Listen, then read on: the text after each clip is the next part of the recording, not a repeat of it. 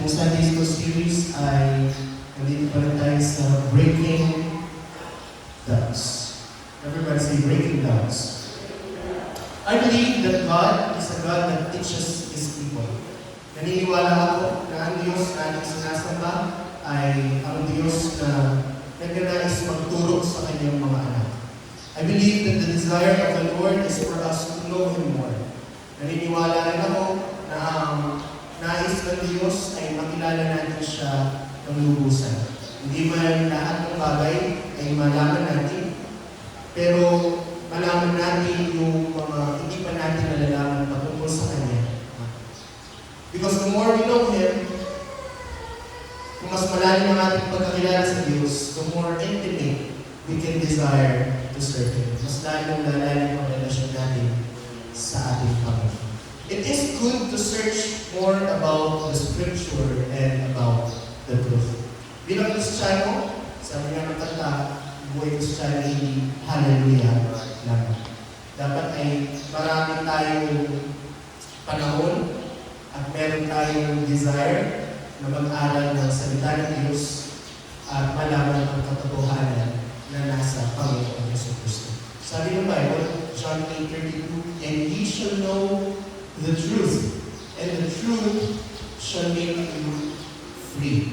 Sa mundo sa ating henerasyon na puno ng fake news, sa mundo na maraming impormasyon na kumakalat, at minsan hindi natin alam kung paano ihiwalay ang totoo sa hindi. Amen. Ang salita ng Diyos lamang ang tanging basihan natin sa katotohanan. Dahil sabi ng Bible, when you know the truth, kapag alam mo ang katotohanan, magkakaroon ka ng kalayaan. Anong kalayaan sinasabi ng Bible? Kalayaan mula sa mga maling katuruan o paniniwala. Na kahit anong doktrina, anong katuruan ang ibigay nila sa iyo, dahil alam mo ang katotohanan na ng Kristo, hindi ka malilim lang ng kaaway. Dahil nasa iyo ang katotohanan ng Diyos. Dati naniniwala ako sa paniniwala mo, kahit anong religion mo, or ano pa man yung pinaniniwalaan mo, we serve the same God. Dati naniniwala ako na kahit ang sinasamba mo si Jesus, o si Allah, o si Buddha, o si Vishnu ng Hinduism, si Shiva, lahat naman yan pare-parehas lang, iba-iba lang ang pangalan. Dati po naniniwala ako sa dalawang kasabihan. Pero of course, sa katagalan, sa pag-aaral ng salita ng Diyos, at sa pagsasaliksik ng katotohanan, ay intindihan natin na ang bawat relihiyon ay may kanya-kanyang Diyos. Ang Diyos na sinasamba mo dito, sa lugar ng GET Magala, ay hindi same God na sinasamba nila sa mosque. At hindi same God na sinasamba nila pagharap nila yung statwa ni Buddha. They are not the same God. And I will go further, mga kapatid, to tell you that the God that we serve is the only true God. Any other gods besides Jesus is a false God. And I want to be clear on that. Hindi tayo maniniwala, mga kapatid, kapag meron nagsabi, ganito ang religion ko, ganito pinaniniwalaan ko, ganyan yung sa'yo, pero isa lang ang Diyos natin. Magkaiba lang ang pangalan. I will resist that teaching. Kasi kung gano'n lamang, di sana hindi na bumaba ang Diyos upang ibigay ang kanyang pangalan. No? Di sana hindi na siya namatay sa krus at nagkatawang tao kung hindi naman pala importante ang pangalan ng Diyos. Kung sasabihin mo sa akin, sinasama mo si Allah, sinasama mo si Jesus, parehas lang tayo ng Diyos, I will resist to tell you, iba ang Diyos ko sa Diyos mo. Kasi hindi Allah ang pangalan ng Diyos ko. Ang pangalan ng Diyos ko ay Jesus. And so we know that the desire of God is to teach us the truth, mga kapatid. Huwag kang maniniwala na lahat ng reliyon ay nagsasabi ng tamang katuruan. You yourself, kailangan mong saliksikin. Maging ang aking tinuturo dito at mga ibang nagtuturo dito ng mga pastor o mga teachers, ano mang sabihin dito sa likod ng altar kapag napapansin mo mali na, pwede kang tumayo at magsabi, mali yan. Dahil kaligtasan mo ang nakasalalay. Hello? Baka mali na pala ang tinuturo, eh ikaw ang mapapahamak, hindi ka mali. So you need to be careful in seeking the truth. I'm actually reading a book now by Ravi Zacharias called Jesus Among Other Gods. At mas lalo kong naiintindihan doon sa libro nila, ang Diyos na sinasamba natin ay ang tunay na Diyos. Hindi si Allah, Vishnu, Shiva, Buddha, o sino mong Diyos. Meron lamang nag-iisang tunay na Diyos at ang kanyang pangalan ay Jesus. Kaya natama ang Book of John kung sinabi niya, kailangan mo saliksikin ang katotohanan sapagkat ang katotohanan ang siyang magpapalaya sa iyo. Today, as we continue the second part of Is Jesus Man or God? Nasa chapter 7 na po tayo. Ang titulo pa rin ito ay Is Jesus God or Man? Pangalawang parte nito. Last 2 weeks ago, ay pinag-aralan din natin yung part 1. Si Jesus ba ay tao o siya ay Diyos? Now, we continue this part now by taking on the topic of the mystery of godliness. Everybody say the mystery of godliness. 1 Timothy 3:16 ang ating scriptural text, without controversy, great is the mystery of godliness. Dakila ang liwaga ng pagkalis. Ano yun? That God was manifest in the flesh. Na ang Diyos ay nagkatawang tao. Jesus ay napaka-special kumpara sa ibang Diyos ng ibang relihiyon. Bakit po? Dahil si Jesus lang ang tanging karakter ng relihiyon. Okay? Christianity is the only religion that tells us that the same God we serve is also a man. Si Buddha, hindi niya sinabing Diyos siya. Siya yung tao na nagkaroon ng tinatawag na enlightenment. Pagkaliwanag, pagbukas ng kaisipan. Yun yung Buddhism. Sa Hindu, meron po silang almost 3 million na Diyos sa India, Hinduism. At ang mga Diyos nila, Diyos lang, hindi sila tao. Okay?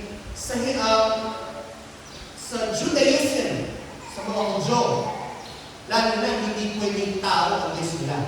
Ang Diyos nila ay Diyos na. Tanging Kristyanismo, tanging si Jesus lang ang nagsabi o nagtuturo na siya ang Diyos, ngunit siya rin naman ay isang tao. So Jesus was very special. Jesus is fully God, while He is also fully man. At sa katuruan na ito, na si Jesus ay Diyos at tao, halos po lahat ng confusion o lahat ng hindi pagkakaintindihan sa pagka-Diyos ni Jesus ay nanggagaling sa katotohanan ito. Dahil maraming tao ang hindi nakakaintindi na si Jesus ay merong tinatawag po dual nature. Ibig sabihin nun, dalawang kalikasan. Pag sinabing dual nature, siya ay tunay na Diyos, siya rin naman ay tunay na tao. Hindi siya kalahating Diyos, kalahating tao. Kaya mahirap siyang intindihin kasi hindi ka pwede lumagpas sa 100%. Kasi si Jesus, 100% siyang tao, 100% din siyang Diyos. Siya lang ang tanging karakter na may 200% na nature. He was fully God while fully man. Di maintindihan ng marami kung paano si Jesus ay tunay na Diyos at tunay na tao.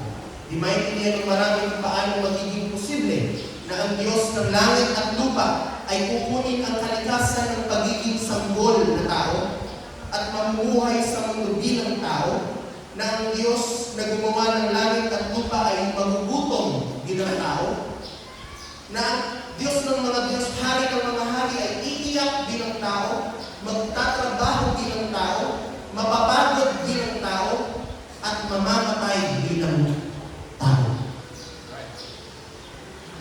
Sa kadahilan ito, ang mga Hudyo, the Jewish people, ay natison. They were insulted and offended by this truth. Dahil para sa mga Hudyo, insulto sa kanila na sabihin mo, ang Diyos ay minsan naging tao.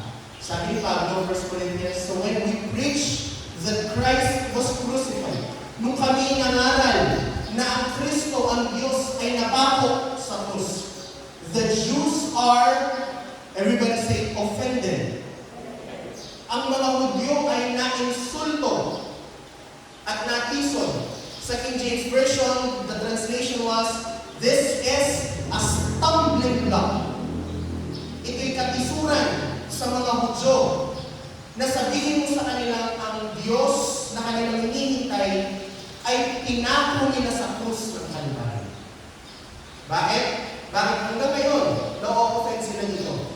Bakit hanggang ngayon na-offend sila sa katotohanan yan? Bakit hindi nila lubos na isip na ang Diyos ay namatay sa krus bilang tao? Dahil para sa kanila, ang Diyos hindi pwedeng mamatay. Amen. Ang Diyos hindi pwedeng maging tao. Dahil paano nga naman mangyayari siya ay tao, pero siya rin ay Diyos. Kaya maraming mga katuruan ngayon, pilit nilang hinihiwalay si Jesus sa Ama. Dahil si Jesus para sa kanila ay tao na hindi pwedeng maging Diyos dahil tao siya. Para sa ibang kamalimangan na sabihin ang tao ay Diyos din. Kaya pilit nilang hinihiwalay ang tao na si Jesus at ang Diyos na si Ama. Well, hindi natin lubos na mauunawaan ito. We cannot really comprehend kung paano nagawa ito ng Diyos. Pero alam mo po, hindi natin kailangan maunawaan lahat. Ang kailangan lang natin ay tanggapin na minsan, isang panahon, meron isang Diyos. Ang nag-iisang Diyos ay naging tao upang ikaw at ako ay matubos niya sa ating pagkakasala. In fact, mga kapatid, kung hindi tayo naniniwala na ang Diyos ay nagkatawang tao, ang sabi ng Bible, meron daw tayong espiritu ng Antikristo. Ang sabi ng 2 John 1:7, many deceivers are entered into the world who confess not that Jesus Christ is come in the flesh. May mga tao daw, mga deceiver, na darating sa mundo na magsasabi, hindi nagkatawang tao ang Diyos. Ang Kristo hindi nagkatawang tao. Ano sabi ng Bible? Ito yung mga deceiver and antichrist. Sila yung mga kalaban ng Diyos. Amen. Pag tayo hindi naniniwala na ang Diyos ay nagkatawang tao, tayo daw ay kalaban ng Diyos. Pero kung tatanggapin natin ang katuruan ni Jesus, ay pareho na sa atin ang Ama at ang Anak. Ibig sabihin, ang pagkatao at ang pagka-Diyos ni Jesus. Sabi ng 2 verses after that verse. Whosoever transgresseth and abideth not in the doctrine of Christ hath not God. Kasi hindi naniniwala sa doktrina ni Kristo ay wala sa Kanya ang Diyos. Ngunit, he that abideth in the doctrine of Christ, he had both the Father, Amen, and the Son. Sabi ng Bible, kapag tayo naniniwala na si Kristo, si Jesus, ay siya ang Diyos na nagkatawang tao, nasa atin daw parehas ang Ama at ang Anak. Pwede ba tayo malakpak na dyan? Bakit sinabi ng Bible na kapag tinanggap natin si Jesus, nasa atin na parehas ang Ama at ang Anak? Kasi po, na kay Jesus ang dalawang nature na ito.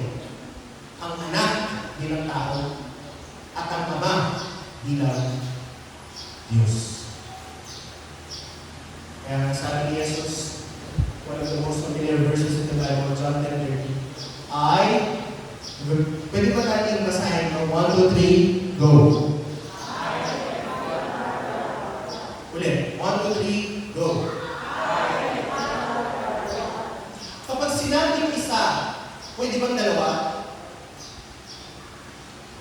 There are counter-attacks, mga kapatid, sa versikulo na ito, na sinasabi daw nila, Yung sinabi daw ni Jesus na na ako at ang Ama ay iisa, it is just a symbol of union.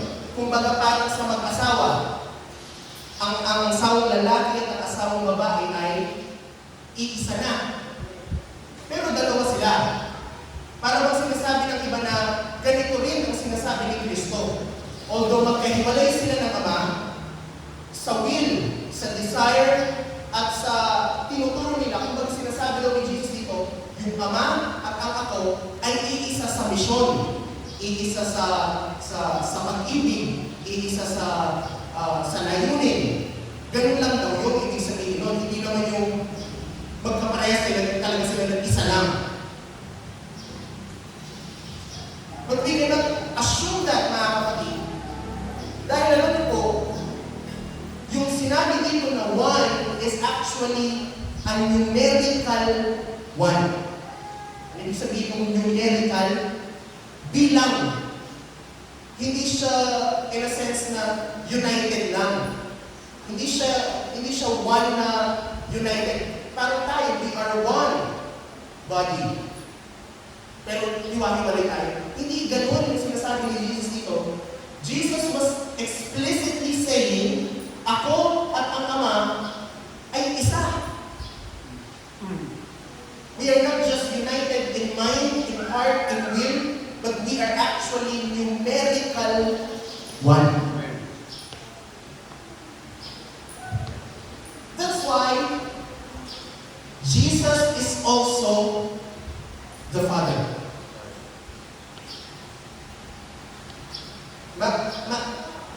Okay. Tingnan natin. Sa mga pag-aaral natin past lessons, na pag-aaralan natin, there is only ilang Diyos? There is only the Bible is clear from Genesis to Revelation all throughout the teachings of 40 authors. 40 magsusulat sa buong Bible. Over 1,600 years of gap ng pagsusulat ng Biblia. The Bible is consistent.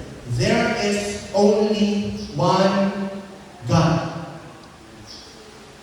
Never in the Bible you will see that there are two gods, there are three gods. There is only one God. At yung Diyos ngayon, tinatawag nila siyang Ama sa Old Testament. But then comes Jesus in the New Testament telling us na si Jesus ay Diyos.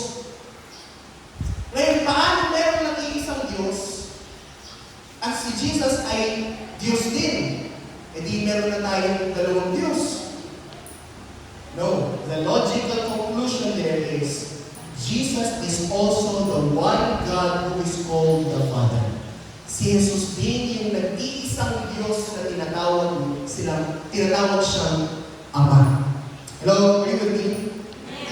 Nalaman natin ito, mga kapatid, sa mga past lessons, at hanggang ngayon, pinatutunayan ng Bible, there is only one God, and that God is Jesus Christ. Taliwas sa ibang katuruan, si Jesus ay hindi lang semi-God, o mababang Diyos, o kalahating Diyos, at kalahating tao. But in fact, Jesus is the everlasting Father. Isaiah 9:6. For to us, everybody say, child. A child is born to us, everybody say, son. A son is given, and the government will be on his shoulders. Prophecy ni Isaiah, nasabi na ito yung past lessons, meron daw ibibigay sa atin na isang anak na lalaki, at tatawagin siyang Wonderful Counselor, Mighty God, Everlasting Father. Praise God. Sino yung son na yun? Sino yung child na yun? That is Jesus. At siya ay tatawagin, hindi lang siya Son of God, kundi siya ang everlasting Father. Malinaw mo ba? At alam mo, nasabi na rin sa last chapter, but then we reiterate it, mga kapatid. Colossians chapter 2, verse 9, For in Jesus dwelleth all the fullness of the Godhead body. Sapagkat kay Jesus, sa Kanya'y naninirahan ang buong kapuspusan ng pagka-Diyos sa katawan. Kapag sinabi, buo na, kapus-pusan pa. Meron pa bang makikira sa iba? Wala na. Kasi nga, buong kapus-pusan ng pagka-Diyos ay nasa katawan ni Hesus Kristo. Palakpakan natin ang ating Panginoon. And we believe that Jesus is also the Father. Sa isang pagkakataon, sa isang pagkakataon ay nakipag-usap ang mga Pariseo kay Jesus at hinahanap nila ang Ama kay Jesus. The Bible says, John 19, then they asked him, "Where is your Father?" Nasaan ang iyong Ama? Sabi ni Jesus, "You do not know me or my Father." Jesus replied, "If you knew me, you would also know my Father." Sabi ng mga Pariseo, "Pakita mo nga sa amin kung sino ang iyong Ama." Sabi ni Jesus, "Kung kilala niyo ako, kilala niyo na rin ang Ama." Hindi pa doon natapos. Sa verse 24, "I told you," dinagdagan pa ni Jesus, "sinabi ko sa inyo, that you would die in your sins. If you do not believe that," everybody say, "I am He. You will indeed die in your sins." Ang sabi ni Jesus sa mga Pharisees na naghahanap sa Ama, mamamatay kayo sa inyong mga kasalanan. Wow! Sabi ni Jesus sa mga Pharisees na ito, mamamatay kayo sa inyong mga kasalanan. Ano yung kasalanan nila yun? Kung hindi sila naniniwala na si Jesus ay ang ako nga. I am He. Yung I am na doon, I believe familiar tayo dito, yung word na I am, it is actually the original word na ginamit ng Panginoon doon sa book of Exodus nung kausap ni Moises ang Diyos sa burning bush. Niutusan din ng Panginoon si Moses na, "Moses, iligtas mo ang aking bayan mula sa Egypto." Ang sabi ni Moses, "Paano ko sila ililigtas? Hindi sila maniniwala sa akin." Anong sasabihin ko sa kanila? Sino ang nagsubok sa akin? Ano ang pangalan mo? Ang sabi ng Panginoon kay Moses, "I am that I am." Ako nga. At yun yung mismong ginamit na word ni Jesus sa John chapter 8 na sinasabi niya, kung hindi kayo naniniwala, I am, mamamatay kayo sa inyong mga kasalanan. If we do not believe that Jesus is also the God and the Father in creation, we will die in our sins. Bakit? Kasi tanging sa pangalan lamang ni Jesus, matatagpuan ang kaligtasan sa ating mga kasalanan. That's why if you do not accept that Jesus is the God who saves, then walang ibang Diyos na pwedeng magligtas sa iyo. That's why you will die. Sabi ni Jesus, mamamatay ka sa iyong kasalanan pag hindi mo tinanggap na si Jesus ay ang Diyos na nagliligtas. Hello? Maging sa pag-uusap po ni Jesus at ni Philip, diniklara ni Jesus kung sino ba talaga siya. Kumalapag muna tayo sa ating Panginoon. John chapter 14, verse 6 to 10. Very familiar story. Sumagot si Jesus. Sabi ng Panginoon, "Ako ang daan, ang katotohanan, at ang buhay. Walang makakarating sa Ama kung hindi sa pamamagitan ko. Kung kilala niyo ako, kilala niyo na rin ang aking Ama. At ngayon nga ay nakilala at nakita niyo na siya." Tingnan niyo po sabi ni Felipe sa verse 8. "Panginoon, ipakita niyo sa amin ang Ama at sapat na iyon sa amin." Para bang sabi ni Felipe kay Lord, kay Jesus, "Jesus, ang dami yung sinasabi. Ang dami mo nang tinuro sa amin. Ang dami na namin nakita. Isa na lang hindi mo pinapakita sa amin. Yung Ama. Nakita ka na namin bumuhay ng patay. Nakita na namin yung lumpo tumalon. Nakita na namin yung may ketong nalinis. Nakita namin yung bulag nakakita, yung tingin nakarinig. Yung pipi nakapagsalita. Nakita na namin lahat ng milagro na pwede mo makikita sa amin. Isa na lang ang hindi mo pinapakita. Ipakita mo sa amin ang Ama. Nasaan ang Diyos? Jesus. Sabi pa nga ng Felipe, kung maipakita mo sa amin ang Ama, okay na yun. Yun, sapat na Pero ang sagot ng Panginoong Jesus, sumagot si Jesus, Felipe, ang tagal na natin magkasama, hindi mo pa rin ba ako kilala? Ang nakakita sa akin ay nakakita na rin sa Ama. Paano mo nasabi, ipakita ko sa inyo ang Ama? Paano ko ba ipapakita? Narito na ako. Hindi ka ba naniniwala na ako'y nasa Ama at ang Ama ay nasa akin? Ang mga salitang sinasabi ko sa inyo ay hindi nagaling sa akin, kundi sa Ama na sa akin. Siya ang gumagawa ng mga bagay na ginagawa.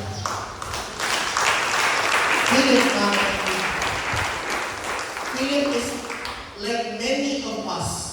Si Felipe ay katulad natin lahat na naghahanap sa Diyos. Maraming relihiyon ang naglitaw, maging sa Christianity lang, mga kapatid.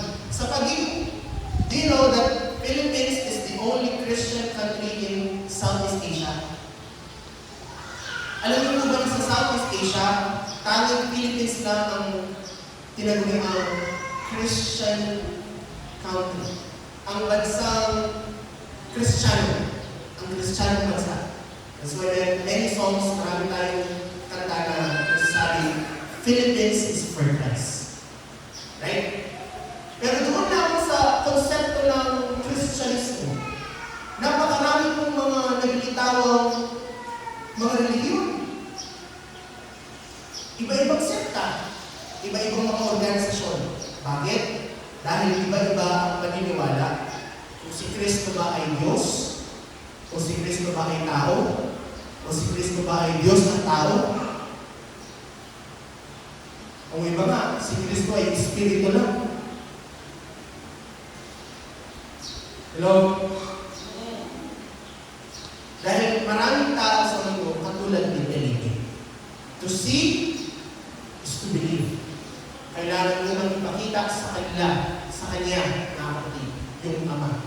Pero sa atin na naniniwala sa katotohanan na kay Kristo, alam natin na si Jesus din ang nag-iisang Diyos. Pero siya rin ang sabi ng Bible, John 14:18, I will not leave you as orphans. Everybody say orphans. Sa King James Version, yung term dyan is, I will not leave you comfortless. Pero yung tamang Greek word sa comfortless ay orphanos or orphans. Ibig sabihin ay, ano yung orphan? Walang magulang. Sabi ni Jesus, pangako niya sa mga naglilingkod sa Kanya, hindi ko kayo iiwanan walang magulang. Why? This is Jesus saying to us, I will be your Father. Wala akong magulang sa mundo nito, or wala na sa iyo magulang mo. But the promise of Jesus is this, meron ka palaging Ama na nasa langit, at yun ay si Jesus. Jesus is our Father. Sa book of Isaiah, sabi ng Panginoon, Isaiah 45:23, sabi ng Panginoon sa Isaiah, before me, every knee will bow. By me, every tongue will swear. Sa panahon na ito, wala akong pangalan ng Diyos. But in Philippians chapter 2, sinulat ni Pablo, that at the name of Jesus, every knee should bow in heaven, on earth, and under the earth. And every tongue acknowledge that Jesus Christ is Lord, to the glory of the Father. Sa pangalan ni Jesus, bawat tuhod ay luluhod sa langit man o sa lupa. At bawat dila ay magsasabing si Jesus ay ang Panginoon. Now, kung si Jesus ay iba sa Ama, kung yung Ama nasa langit, si Jesus ay yung tao, di ibig sabihin yung Ama, luluhod din kay Jesus.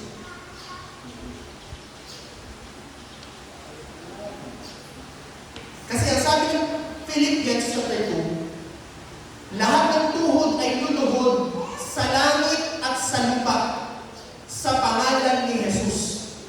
So kung yung Ama ay iba kay Jesus, maging pala ang Ama luluhod kay Jesus.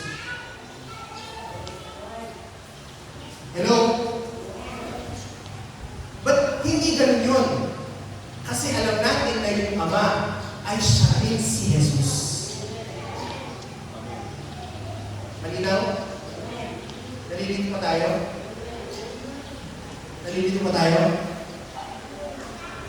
That at the name of Jesus, napakalimutan, every knee should bow in heaven and on earth. I remember the verse na sinabi ng Panginoon sa Old Testament, sabi niya, I will not share my glory to any other. Hindi ko ibabahagi, hindi ko share yung aking kaluwalhatian sa iba. E paano sa lahat ng puhod ay luluhod kay Jesus? E yung Diyos, selusin na Diyos. Hello?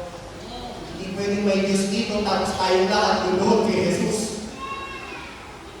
Unless na si Jesus din ay siya rin ang Diyos. Hello? Palapakan natin ang ating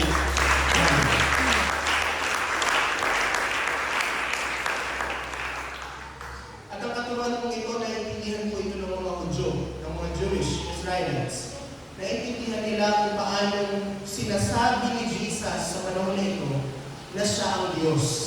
At hindi nila matanggap na ang kaharap nila, bagamat siya ay nasa katawan at kanyang tao, ay siya rin ang Diyos. Hindi po nila matanggap na ang Diyos nila ay meron laman at may buto at may dugo at kamukha nila na nahihirapan din sa buhay.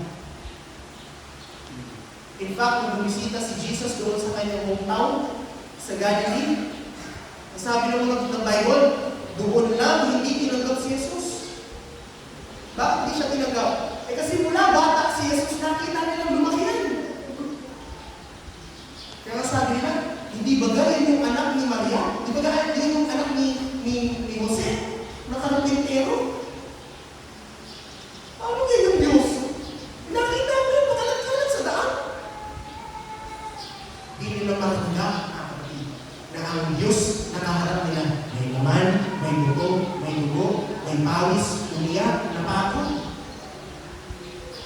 Dahil ang nai-imagine nila sa kanilang Diyos, siya ay makapangyarihan Diyos. Ilang taon, libong taon nilang inintay ang Diyos nila.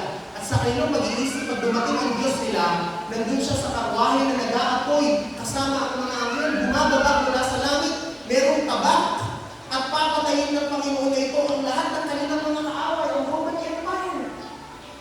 At sila'y makakalaya at itataas sila ng Diyos doon sa city of Gil, na makikita sila lahat ng bayan na sila ang dakilang bayan ng Diyos. Kaso dumating ang Diyos nila na isang sanggol at hindi man lang pinanganak na merong mayamang magulang, pinanganak siya sa mahirap na pamilya. Na wala silang mapagtuloyan na sa panahon ng panganganak ni Maria, kaya doon na lang siya pinanganak. Hello?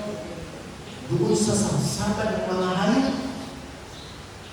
Yung sangsaban na yun, mga kapatid, hindi yung higaan. Yun ay kainan.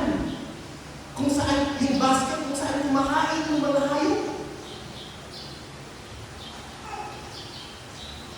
At dito naiintindihan ng mga Jewish. Kamangmangan yan. That is blasphemy. Hindi pwedeng yung Diyos namin, karpentero. Because for many years, si Jesus ay naging karpentero para may makain. Hindi pwedeng yung Diyos namin, pinapawisan. Hindi pwedeng yung Diyos namin, nagutom. Hindi pwedeng yung Diyos namin, naghirap din sa buhay. Hindi pwede yan eh. Paano mo kami maliligtas? Ikaw din nahihirapan sa buhay. Hindi nila naiintindihan na ang pagliligtas ng Diyos ay hindi dito sa lupa. Hindi ang pagliligtas ng Diyos ay isasama niya tayo doon sa kalamitan kung saan wala ng paghihirap. They cannot fully understand the mystery of godliness. Di nila ito lubos maintindihan ang hiwaga ng pagka-Diyos ni Kristo. At sila po ay lubos na na-insulto sa katuruan ni Jesus. Kaya anong ginawa nila? John 10:33. We are not stoning you for any good work, sabi nila, but for blasphemy, because you, ang hidden man, you claim to be God.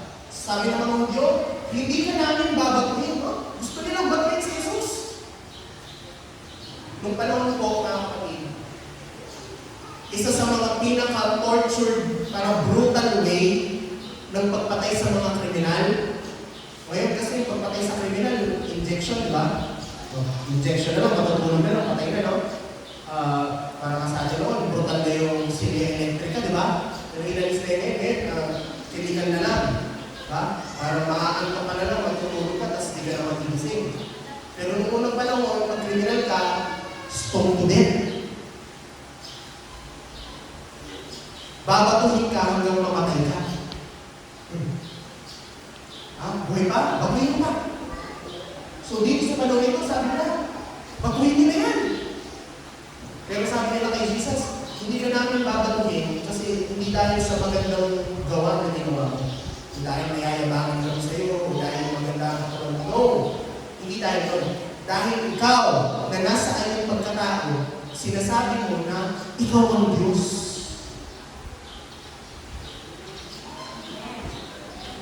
Dito po sila na insulto. Kaya nga din nilang pinako. Bakit namatay si Jesus? Bakit siya pinako ng mga tao dito? Why? John 5:18. Dahil dito, lalo nagsumikap ang mga Hudyo na patayin siya. Dahil hindi lamang nilinabag ang tuntunin ukol sa Sabat, kundi sinabi niya ang sarili niyang Ama ang Diyos. Sa gayoy, ipinapantay niya ang sarili niya sa Diyos. Bakit siya pinatay? Dahil pinapantay niya ang sarili niya sa Diyos. The Bible is very clear. Jesus is claiming that He is God. Well, wala akong mababasa sa Bible na sinabi ni Jesus. Jesus said, I am God. Hindi niya sinabi yun. Okay? But many times, pinakita niya na ako ang Diyos. Kaya nga siya pinatay. Kung di niya naman sinabi siya ang Diyos, hindi siya papatay. Pinatay po si Jesus dahil inako niya na siya ang Diyos. Salamat natin. Kaya ang conclusion, balik tayo. Ano yung mystery of godliness? Ano yung hiwaga ng pagka-Diyos? Kapag sinabing mystery, hindi maintindihan. So, ano yung mystery dito? Una, hindi po mystery kung ilan ang Diyos. Hello? Hindi sinasabi ng Bible na, hindi namin alam kung ilan ang Diyos. Bakit tatlo, bakit dalawa?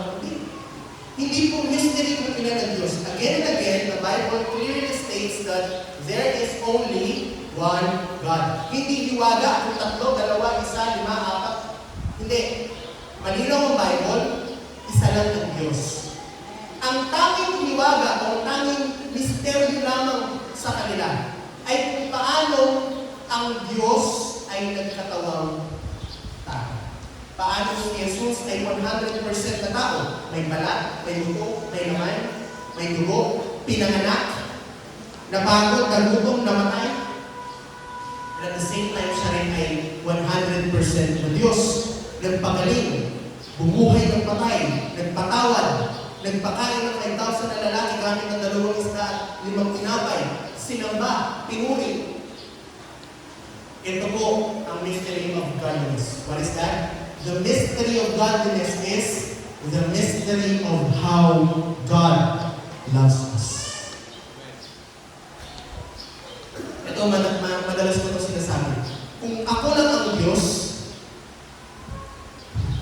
sino dito yung mag-a-agree sa akin? Kung ako yung Diyos, dun pa lang sa nagkasala si Adan at si Eva, gumawa na ako ng bago. Hello? Winash out ko na yan. Sabi ko na, ay, mali yata yung gawa ko. Reset. Ulit. Gawa ako ulit. Kasi gano'n di ba? Hiya ko ng mga tao ito, ginawa ko na lang, pasawin pa. Gawa na lang ako.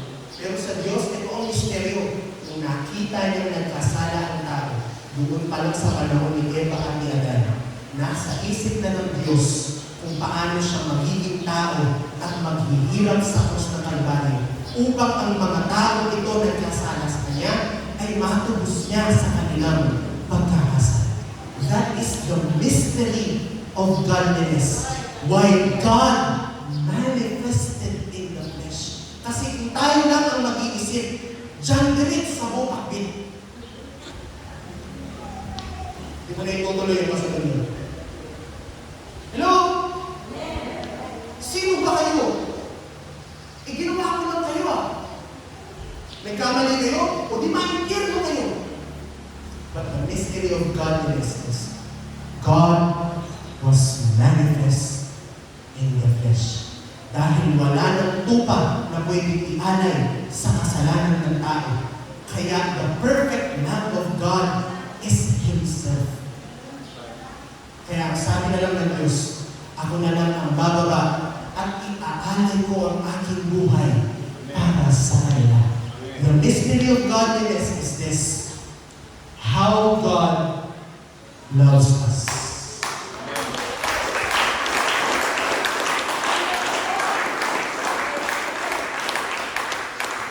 Bakit siya tinawag na hiwaga? Because the love of God cannot be comprehended. It surpasses any logical reasoning.